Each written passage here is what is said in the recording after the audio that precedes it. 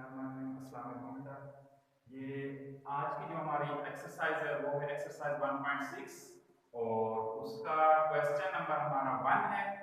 तो इसे देखते हैं। ये बेटा आपकी जो चैप्टर नंबर 1 है उसका सबसे जो अहम एक्सरसाइज है वो है आपकी एक्सरसाइज 1.6। ठीक है बेटा।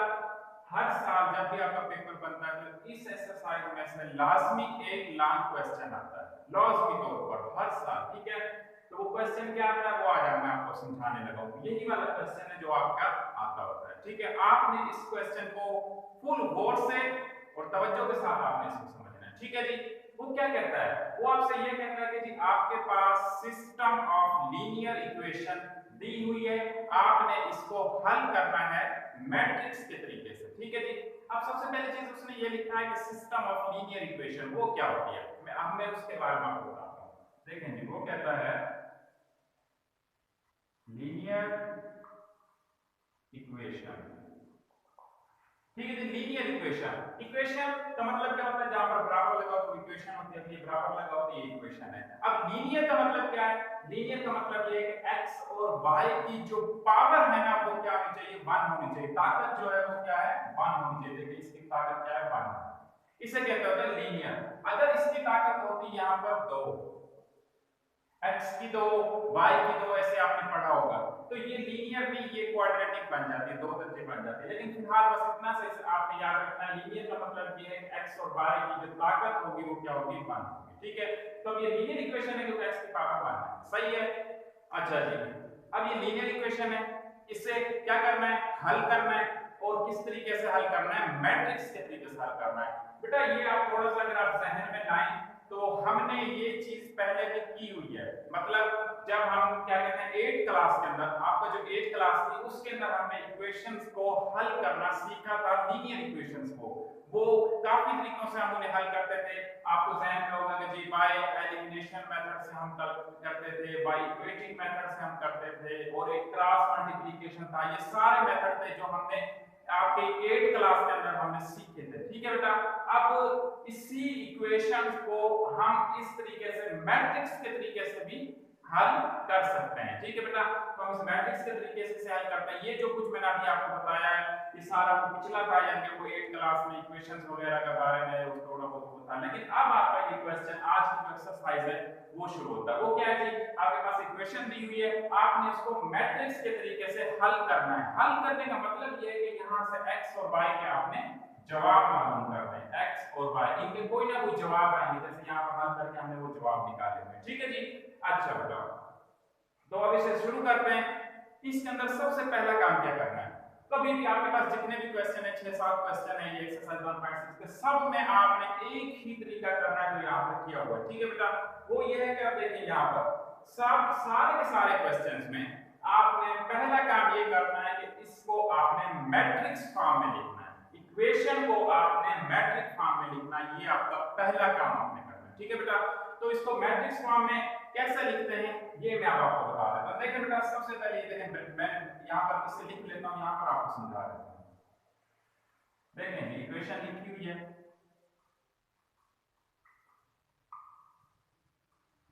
3x 6। अच्छा, अब इसको मैट्रिक्स फॉर्म में लिखना है। मैट्रिक्स फॉर्म में कैसे लिखते होते हैं बेटा, ये देखिए ऐसे आपने ब्रैकेट लगा लेनी है मैट्रिक्स की। अब ये बराबर है, इक्वल है, ये लेफ्ट साइड है और ये वाली राइट हैंड साइड है। ये राइट हैंड साइड है, ये लेफ्ट हैंड साइड है, इक्वल वाली की। ठीक है, इक्वल वाले साइन के। सही है। अच्छा, आपने ये जो लेफ्ट साइड पर x और y के साथ जो कुछ लिखा होगा वो यहाँ पर लिखना है। इसे कोएफिशिएंट हम बोलते हैं। x और y के साथ जो भी कोएफिशिएंट लिखा होगा वो आपने ब्रैकेट में लिखना है। अब देखिए यहाँ x के साथ क्या है, 2, यहाँ y के साथ क्या कोएफिशिएंट है, -2। अगर प्लस होगा तो प्लस लिख देते हैं, माइनस होगा माइनस लिख देते हैं। ठीक है। अब यहाँ पर प्लस था तो हमने प्लस नहीं लगाया, लगाना चाहें तो लगा सकते हैं। ठीक है बेटा। सेम है, सब नीचे वाले को लिखते हैं। क्या जी, x और y के जो कोएफिशिएंट है उनके साथ जो वैल्यू लिखी हुई है वो यहाँ पर लिखना है, 3, और यहाँ पर क्या आ जाएगा, 2। ठीक है बेटा, ये हमने लिख दिया। इसके बाद आपने दोबारा ब्रैकेट लगानी है। इसमें आपने क्या लिखना है जी, ये जो इक्वेशन के अंदर जो वेरिएबल यूज होता है, इधर एक वेरिएबल वो किसे कहते हैं जिसकी कीमत चेंज होती रहती है। ठीक है। तो ये x और y यूज हो रहा है तो यहां पर लिखेंगे अगर यहाँ पर z हो रहा होता हम z लिख देते, कोई जो भी वेरिएबल यहाँ पर यूज हो रहा होता है उसे हम यहाँ पर लिख देते हैं। ठीक है बेटा, पहली ब्रैकेट में आपने x और y के साथ जो कोएफिशिएंट है वो लिखने हैं, दूसरी ब्रैकेट के अंदर आपने जो वेरिएबल यूज हो रहे हैं वो जैसा यहाँ पर x और y यूज हो रहा है वो लिखना है, और उसके बाद आपने बराबर लगा देना है। ठीक है बेटा, अच्छा अब आपने यहाँ पर तीसरी ब्रैकेट या तीसरा मैट्रिक्स जो आपने बनाना है उसके अंदर जो राइट हैंड साइड पर वैल्यूज लिखी हुई जैसे यहाँ पर 4 और 6 वो आपने यहाँ पर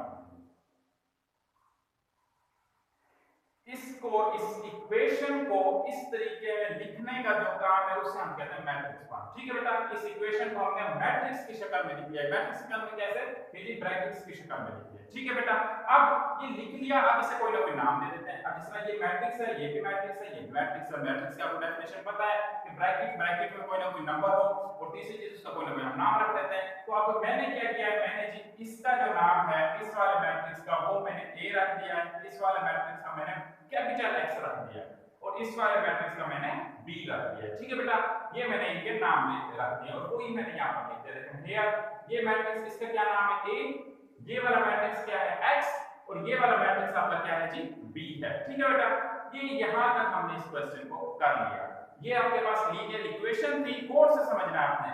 लीनियर इक्वेशन ये लिखी हुई थी, उसको हमने मैट्रिक्स फॉर्म में लिख के उसके नाम हमने रख दिए बेटा। ठीक है, अच्छा ये जो मैंने इसको A और इसको X और इसको B लिखा, ये आप लिखना चाहें तो लिख सकते हैं, नहीं लिखना चाहते तो ना, लेकिन ये आपने नीचे बोल ये लास्ट में लिखना है इसका नाम क्या है, इसका नाम क्या है और इसका नाम क्या है। यहां तक आपको समझ आ गई बात। नेक्स्ट चलते हैं। पहला काम आपने कर लिया, मैट्रिक्स फॉर्म में लिख दिया। दूसरा काम अब क्या करना है, अब आपने इक्वेशन बनानी है। क्या बनानी है? इक्वेशन बनानी है। इक्वेशन कैसे बनाते हैं वो अब यहां पर देखने आओ बेटा। देखिए ये आपके पास एक मैट्रिक्स लिखा हुआ है, ठीक है, इसका नाम क्या है? A है, तो मैं यहां पर लिख देता हूं A। ठीक है, अब ये देखो ये जो है ये वाला मैट्रिक्स है, ये वाला, इसका नाम हमने क्या रखा है? X रखा है। तो ये दरमियान में क्या है, ये और ये दो मैट्रिक्स आपस में क्या हो रहे हैं? ज़रब या मल्टीप्लाई हो रहे हैं। तो मैं यहां लिख सकता हूं बेटा A, सॉरी आपको समझ नहीं आएगा, आप डॉट लगा लें X। ठीक है बेटा, अब ये बराबर लगा हुआ है, मैं बराबर लगा देता हूं। अब 4 6 जो मैट्रिक्स है इसका नाम हमने क्या रखा है? B रखा है। तो मैं यहां पर क्या लिख देता हूं? B। ये बेटा आपकी इक्वेशन बन गई। क्या सिंपल सा है कि ये A है, ये X है equal to B, AX equal to B आपके पास हो गया। मैंने यहां पर लिख दिया AX इक्वल टू B। ठीक है, अब ये गौर करके देखिए यहां से मैंने इस इक्वेशन को कैसे बनाऊंगा। देखिए A यहां पर मल्टीप्लाई हो रहा था, मैं इसे डिवाइड कर देता हूं। यहां पर भी A डिवाइड कर दें, यहां पर भी A डिवाइड कर दें, कर दिया। A से क्या हो जाएगा? कैंसिल हो जाएगा, तो X बचेगा। ये 1 ओवर A की A को जब हम ऊपर लेके जाते हैं तो इनवर्स बन जाता है, माइनस बन जाता है। B वैसे कैसे आ गया? ठीक है बेटा, ये जो 1 ओवर A है इसको जब हम ऊपर लेकर जाएंगे तो माइनस में बन जाएगा। क्यों? क्योंकि इसकी जो पावर होती है बेटा वो होती है 1। ये देखिए A की पावर 1 होती है, 1 ऊपर जाएगी तो माइनस बन जाएगा। ठीक है बेटा, ऐसे हमने इसको सबसे पहले इस इक्वेशन में लिखकर इस फॉर्म में बना दिया। आपने क्या करना है? मैट्रिक्स फॉर्म में बनाना है, उसके नाम देने हैं। पहला काम मुकम्मल हो गया। दूसरा काम आपने क्या करना है? ये वाली इक्वेशन बनानी, x is equal to A inverse B। हर क्वेश्चन में ऐसे ही इक्वेशन बनेगी, 6 के 6 क्वेश्चन। ठीक है बेटा, तो जी ये बनाने के बाद यहां तक था नया काम जो हमने करना था। आगे जब हम काम करने जाएंगे वो हमारा पुराना काम है, वो हमने एक्सरसाइज 1.5 में कर चुके हैं सारा काम। यहां तक हमें ये करना। ठीक है बेटा, यहां तक अब हमने कर लिया। अब सिंपल सा है, अब हमें कुछ भी नहीं करना। क्या है जी? अब वो लिखा हुआ A इनवर्स, ये आपके पास इक्वेशन लिखी हुई है x is equal to A inverse B। इसका क्या मतलब है कि जी A इनवर्स आपने मालूम करना है और क्या जी B आपके पास दिया हुआ है, लेकिन A इनवर्स आपको नहीं दिया हुआ। आप क्या करोगे? A इनवर्स को मालूम कर लोगे। हाँ जी, A इनवर्स किसके बराबर होता है? अब आपको पता है कि जी A इनवर्स कभी भी मालूम करना हो, मैंने आपको वो नोट लिखवाया था। A इनवर्स हम कैसे मालूम करते होते हैं? सबसे पहले हम क्या लेते हैं जी? A का डिटरमिनेंट लेते हैं। दूसरी चीज क्या लेते हैं जी? एडजॉइंट ऑफ A लेते हैं। तीसरी चीज हम क्या अप्लाई कर देते हैं? फार्मूला अप्लाई कर देते हैं, adjoint of A over A का डिटरमिनेंट। ऐसे इनवर्स निकालते हैं। ये पिछले लेक्चर में 1.5 एक्सरसाइज हमने ये जी हमने पिछले एक्सरसाइज में ये सवाल पूछ किया था। ऐसे ही बेटा, ठीक है, जो इनवर्स हम मालूम करते हैं, इनवर्स मालूम करने के लिए मैंने तरीका बताया था। तो उसको करने के लिए सबसे पहले देखें A आपके पास लिखा हुआ है, ये वाला, ठीक है। इसका मैंने क्या ले लिया, डिटरमिनेंट। मेरा मकसद क्या है, मुझे ए का डिटरमिनेंट चाहिए, ठीक है। ए इनवर्स हमें मालूम करना है, ये हमारा मकसद है। उसके लिए डिटरमिनेंट हमें बाहर लिख लिया है, ठीक है। अब क्या तरीका कार होता है, डायगोनल को आपस में मल्टीप्लाई करते हैं, तो ये हमने मल्टीप्लाई कर दिया, 2 को 2 के साथ माइनस फार्मूले का 3 को -2 के साथ मल्टीप्लाई कर दिया, ठीक है बेटा। इसको हल कर लेंगे, 4 आ जाएगा, ये 6 आ जाएगा, आंसर आपका 10। अब आपको पता है कि जब कभी भी हमें ए इनवर्स मालूम करना हो तो हम एक चीज चेक करते हैं, उसका डिटरमिनेंट क्या होना चाहिए, 0 नहीं होना चाहिए। तो अब हमें देखिए, ये ए का डिटरमिनेंट हमने मालूम कर लिया, और यहां से देखिए क्योंकि वो 10 आया है तो 10 तो 0 के इक्वल नहीं है। यहां से क्या जाहिर होता है कि ए जो है हमारे पास वो क्या है, नॉन सिंगुलर मैट्रिक्स है, ठीक है बेटा। नॉन सिंगुलर मैंने आपको बताया भी था कि जिसका डिटरमिनेंट नॉट इक्वल टू 0 हो, उसे कहते हैं नॉन सिंगुलर मैट्रिक्स। इनवर्स आप उस वक्त निकाल सकते हो जब वो नॉन सिंगुलर हो मैट्रिक्स। अगर कोई मैट्रिक्स सिंगुलर आ गया तो उसका इनवर्स कभी भी नहीं निकल सकता, ठीक है बेटा। ये भी मैं आपको बताऊंगा क्यों नहीं निकल सकता। अच्छा जी, अब यहां तक आ गए क्या जी, ए इज नॉन सिंगुलर मैट्रिक्स। हम करने क्या जा रहे हैं, हम ए का इनवर्स मालूम करने जा रहे हैं, ठीक है। हमने डिटरमिनेंट ले लिया, उसके बाद अब आपको पता है ए इनवर्स का फार्मूला क्या होता है, एडजॉइंट ऑफ ए ओवर ए का डिटरमिनेंट, ठीक है। एडजॉइंट कैसे निकालना है, एडजॉइंट आपको पुराना काम है, वो आपको पता है कि जो मैट्रिक्स दिया हुआ है उसके जो डायगोनल हैं उनकी जगह तब्दील करते हैं, और बाकी जितने भी एलिमेंट्स हैं उनकी अलामत तब्दील करते हैं। तो ये बेटा देखिए, डायगोनल यहां भी 2 था, यहां भी 2 था, 2 को 2 की जगह पे रिप्लेस कर दिया, वो क्योंकि एक ही वैल्यू है इस वजह से महसूस पता नहीं लगता कि वो चेंज हुई या नहीं हुई, ठीक है। डायगोनल को चेंज कर दिया। बाकी जो ये दो एलिमेंट हैं इनकी हमने अलामत तब्दील करनी है, नफी हो तो जमा कर देते हैं, जमा हो तो नफी कर देते हैं। देखें वो -2 था, प्लस कर दिया, 3 का प्लस का था, यहां पर माइनस का कर दिया। इस तरीके से आपने का एडजॉइंट मालूम कर लिया। तो अब हमारे फार्मूले में वैल्यूज को पुट कर देते हैं। देखिए जी, ए इनवर्स बराबर है एडजॉइंट ऑफ ए ये लिखा हुआ, ये मैंने लिख दिया, ओवर बटा हमने लगा दिया। ए का डिटरमिनेंट वो हमने यहां पर निकाला और वो कितना आया हमारे पास, 10 आया, ठीक है बेटा। ये तो आपका वो पुराना काम था ए इनवर्स मालूम करने का, ठीक है। अच्छा जी, अब हमें क्या करना है बेटा, देखिए हमने ये इक्वेशन बनाई है। इक्वेशन क्या लिखी हुई है, x = a inverse b। a inverse हम मालूम कर चुके हैं और b हमारे पास दिया हुआ है। हम क्या करेंगे, a इनवर्स और b की वैल्यू को इक्वेशन 1 में पुट कर देंगे by putting values in equation 1 equation आपके पास ये है, इसके अंदर हमने वैल्यूज पुट करनी, कौन सी वैल्यूज है, a इनवर्स और b की ये रही इनवर्स, ठीक है। मैं पुट कर देता हूं, ये देखें इनवर्स का 1/10, ठीक है। ये आपके पास इनवर्स का जो डिटरमिनेंट था, सॉरी ये मैट्रिक्स था, वो हमने यहां पर लिख दिया, ठीक है जी। अच्छा, और उसके बाद b जो है वो यहाँ, ठीक है बेटा। अब देखें अब क्या करना है, 1/10 वैसे के वैसे रहेगा। अब ये मैट्रिक्स और ये मैट्रिक्स क्या हो रहे हैं, मल्टीप्लाई हो रहे हैं, इन्हें मल्टीप्लाई कर देते हैं। मल्टीप्लिकेशन कैसे करते हैं ये तो आपको पता ही है, वो कैसे इनका क्या कहते हैं, रोज को कॉलम्स के साथ बारी-बारी मल्टीप्लाई करते होते हैं। और उससे पहले आपको पता है कि जब n = m हो तो उस वक्त हम मल्टीप्लाई करते हैं, m के बराबर हो तो मल्टीप्लाई करते हैं। तो देखिए यहां पर दो कॉलम्स हैं, यहां पर रोज भी दो हैं, ये मल्टीप्लाई कर सकते हैं, ठीक है बेटा। तो इसको मल्टीप्लाई कर देते हैं, 2 को 4 के साथ किया, दरमियान में फार्मूले का प्लस लगाते होते हैं, टेल को टेल के साथ, हेड को हेड के साथ मल्टीप्लाई करते हैं, ठीक है बेटा। ये मल्टीप्लाई कर दिया, सेम है, हमने इस नीचे वाले को इसको इसके साथ मल्टीप्लाई कर दिया। अब इन्हें हल कर लेते हैं, 4 को 8 हो गया, प्लस हो गया, 6 को 12 हो गया, ये -12 प्लस 12 हो गया, ठीक है बेटा। अच्छा ये कितना आ गया 20 और ये आपके पास 0 है, ठीक है बेटा। 1/10 मल्टीप्लाई हो रहा था, तो आप देखें ये सॉरी डिवाइड हो रहा था, 1/10 इसको हम अंदर ले आते हैं क्योंकि डिवाइड हो रहा है तो इधर भी होगा, इधर भी डिवाइड होगा। तो 20/10 डिवाइड हो गया, 0/10 डिवाइड हो गया, 20/10 का जवाब 2 आ गया, ये 0, ठीक है बेटा। अच्छा ये चीज किसके बराबर है, x के बराबर है, x यहां पर रख दिया। अब x है क्या, x आपके पास कैपिटल X किसके इक्वल है, ये मैट्रिक्स है पूरा, और वो किसके इक्वल है, समान x और समान y, वो हमने यहां। अब ये चीज इसकी क्या है, दरमियान में क्या लगा हुआ है, इक्वल लगा हुआ है। तो बेटा आप देखें इक्वल,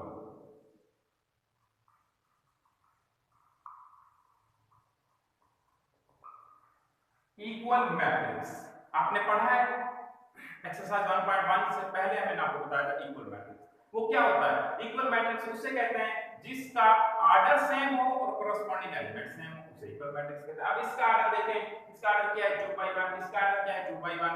ये जी आपका एक्सरसाइज 1.1 का क्वेश्चन नंबर जो लास्ट वाला क्वेश्चन था 1.1 का क्वेश्चन नंबर 6 वही वाला यहाँ से मतलब वही काम हम कर रहे हैं। ये दोनों दरमियान इक्वल लगा हुआ है, तो ये दोनों मैट्रिक्स क्या होंगे इक्वल होंगे। इक्वल का मतलब क्या होता है, उनका आर्डर सेम हो, इसका और इसका आर्डर सेम। आर्डर सेम है कोरस्पोंडिंग एलिमेंट सेम हो। कोरस्पोंडिंग का मतलब x का कोरस्पोंडिंग 2 है, y का 0 है, क्योंकि ये इक्वल मैट्रिक्स है इस वजह से ये दोनों क्या होंगे, x की वैल्यू क्या होगी 2 होगी, y की वैल्यू क्या होगी 0 होगी। ये जी हमारा क्वेश्चन कंप्लीट हो गया। हमारा काम क्या था, हमें इस इक्वेशंस को हल करना था। इक्वेशन को हल करने का मतलब क्या होता है कि आपने x और y की वैल्यूज मालूम करनी है। ठीक है बेटा, ये मैं आपको रिपीट कर देता हूं थोड़ा सा ताकि आपको रिवाइज हो जाए। बेटा इसके अंदर आपने सिर्फ मेन जो इसका जो काम है, जो हमें इसके अंदर स्टेप है या मेथड है वो आपने याद रखना है। ठीक है, इसका जो सबसे पहला काम है वो हमें इस इक्वेशन को मैट्रिक्स की शक्ल में लिखकर उसको नाम देना है। सही है, मैट्रिक्स की शक्ल में लिखना है और उनको कोई ना कोई नाम देना है। हमने वो काम कर लिया। देखें जी, इक्वेशन थी उसको मैट्रिक्स की शक्ल में लिखा और उनको a x और b का नाम दे दिया। पहला काम कर लिया, मैट्रिक्स की शक्ल में लिख के नाम दे दिया।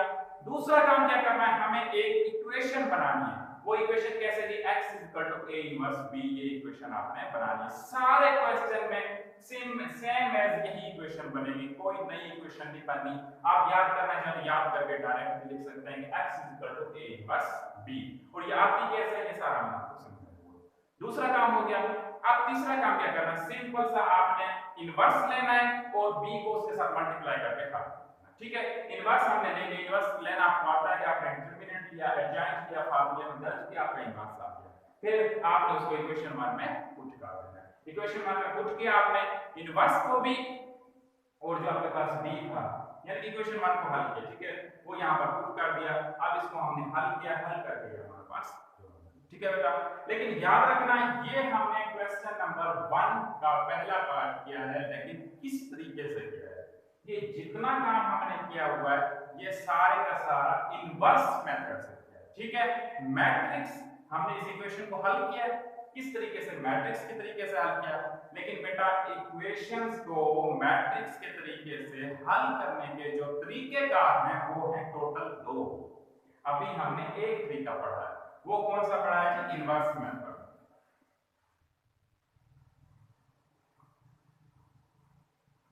Inverse method.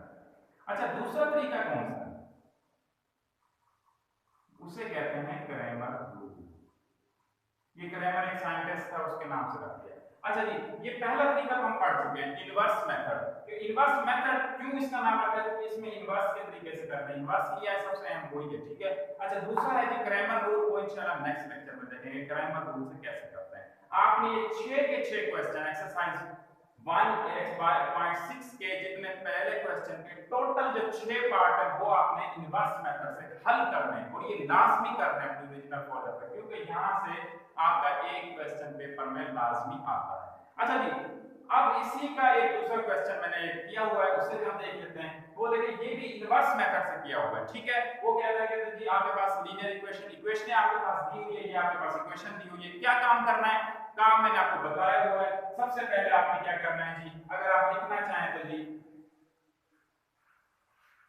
क्या करेंगे, सबसे पहला काम क्या करेंगे जी, मैट्रिक्स की फॉर्म में आपने क्वेश्चन को लिखना है। ठीक है, मैट्रिक्स की शक्ल में लिख दिया। कैसा लिखते होते हैं, सबसे पहले एक मैट्रिक्स या ब्रैकेट बनाते हैं, उसके अंदर x और y के जो कोएफिशिएंट हैं या उनके साथ जो वैल्यूज लिखी हुई हैं x और y के साथ, उनको यहां पर लिख देते हैं, लेकिन लेफ्ट हैंड साइड पर। ठीक है, तो ये देखें x के साथ 3 था, यहां y के साथ -2 था। ये पहली इक्वेशन थी, हमने इसको पहले लिख दिया 3 -2। अब नीचे आ जाता है x और y के साथ 5 और -2 था, 5 और -2 लिख दिया। पहले ये हमने मैट्रिक्स मुकम्मल बना लिया। अच्छा, दूसरे मैट्रिक्स में हमें क्या लिखना है, यहां पर जो वेरिएबल यूज हो रहा है x हो रहा है, y हो रहा है, z हो रहा है, t हो रहा है, जो भी हो रहा है वो हम यहां पर लिख दें, क्योंकि यहां पर x और y यूज हो रहा है तो हमने यहां पर x और y को लिख दिया। इक्वल को वैसे इक्वल लगा दिया। राइट हैंड साइड पर जो आपका क्या लिखा हुआ है वो बेटा देखें, ये -6 और 10 लिखा हुआ उसको। ठीक है बेटा, मैट्रिक्स फॉर्म में लिखने के बाद उसको नाम भी देना होता है। हमने इसको a का नाम दे दिया, इसको x का नाम दे दिया, इसको b का नाम दे दिया। देखिए बेटा क्वेश्चन चेंज है लेकिन तरीकाकार एक ही है सारे क्वेश्चन में। ठीक है बेटा, तो ये देखिए, इसको देखने अब इक्वेशन थी, मैट्रिक्स फॉर्म में लिखा और उनको नाम दे दिया। इक्वेशन थी, मैट्रिक्स फॉर्म में लिखा और उनको नाम दे दिया। नाम देने के बाद दूसरा काम हम क्या करते हैं, इक्वेशन बनाते हैं। ठीक है, तो यहाँ पर देखें x a इनवर्स भी हमने इक्वेशन बना ली, यहाँ पर भी x a इनवर्स इक्वेशन बना ली। कैसे बनाते हैं वो मैंने आपको समझाया हुआ है। आप डायरेक्टली लिख सकते हैं x a इनवर्स भी, ये ना लिखें फिर भी काम आपका हो सकता है। ठीक है, अब क्या करना है, दो काम हो चुके, तीसरा काम इनवर्स मालूम करना है और उसके अंदर हमें इक्वेशन में पुट करना है। सिंपल सा। ये आपके पास इनवर्स कैसे निकालते हैं a का, वो उसका डिटरमिनेंट ले लिया जी हमने, यहाँ पर देखिए डिटरमिनेंट लिया और उसके बाद उसका क्या ले लिया जी, क्योंकि डिटरमिनेंट आपका क्या है 4 है, 0 नहीं है, तो वो क्या है नॉन सिंगुलर है। आपको ये चीज याद होनी चाहिए, मैं बार-बार कहता हूं कि अगर आपने इनवर्स मालूम करना है तो उसके लिए वो जो मैट्रिक्स होना चाहिए वो नॉन सिंगुलर होना चाहिए। ठीक है, अच्छा जी आगे चलते हैं। अब इनवर्स हमें कैसे लेंगे, एडजॉइंट लेंगे और ए का डिटरमिनेंट। एडजॉइंट कैसे लेते हैं वो आपको पता है कि जी डायगोनल पे जगह चेंज कर देते हैं, बाकी की अलामतें चेंज कर देते हैं। ये मैंने कर लिया जी। अच्छा उसके बाद अब आप देखते हैं इनवर्स हमने यहाँ पर मालूम कर लिया, क्या करेंगे, वैल्यूज पुट कर देंगे इक्वेशन नंबर 1 के अंदर। इक्वेशन 1 में हम x ये जी a इनवर्स की वैल्यू और उसके बाद ये b की वैल्यू, इसको हमने हल किया, ये जवाब आ गया। इसको जब आप हल करेंगे यहाँ तक आपने इसको हल कर लिया। अब देखें वही चीज दरमियान में इक्वल लगा हुआ है, तो ये मैट्रिक्स क्या होंगे, इक्वल मैट्रिक्स होंगे। इक्वल मैट्रिक्स में क्या होता है, कोरेस्पोंडिंग एलिमेंट क्या होता है, बराबर होते हैं। तो बेटा ये देखें x - 2 के इक्वल है y 0। ठीक है बेटा, ये था आपका एक्सरसाइज 1.6 का क्वेश्चन नंबर 1 और 4 मैंने कराया था, लेकिन इस मेथड से, इनवर्स मेथड से आपको कराया था। अब जो नेक्स्ट आपका लेक्चर होगा उसके अंदर हम इसी क्वेश्चन को, इन्हीं क्वेश्चंस को हल करेंगे, लेकिन किस तरीके से करेंगे, क्रैमर रूल के जरिए करेंगे। आपके पेपर में इनवर्स मेथड भी आ सकता है और क्रैमर रूल भी आ सकता है। आपने दोनों की अच्छे तरीके से प्रैक्टिस करनी है, वो कोई भी पूछ सकता है, ये भी और ये भी। और ये याद रखना यहाँ से लास्ट में आपका एक क्वेश्चन आता है। ठीक है, तो आपने अच्छे तरीके से ये क्वेश्चन करना है और इसको अपने ओरिजिनल फोल्डर में नोट करना है। ठीक है बेटा, ओके।